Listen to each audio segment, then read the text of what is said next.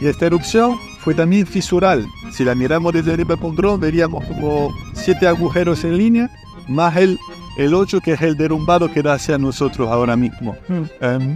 Esta fisura pues sale de suroeste hacia el nordeste.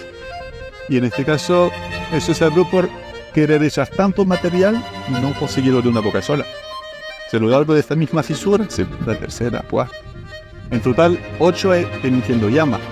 Si contamos la boca de desgasificación, tenemos 22, que es importante. Esta erupción fue también fratromagmática. Esto significa que al subir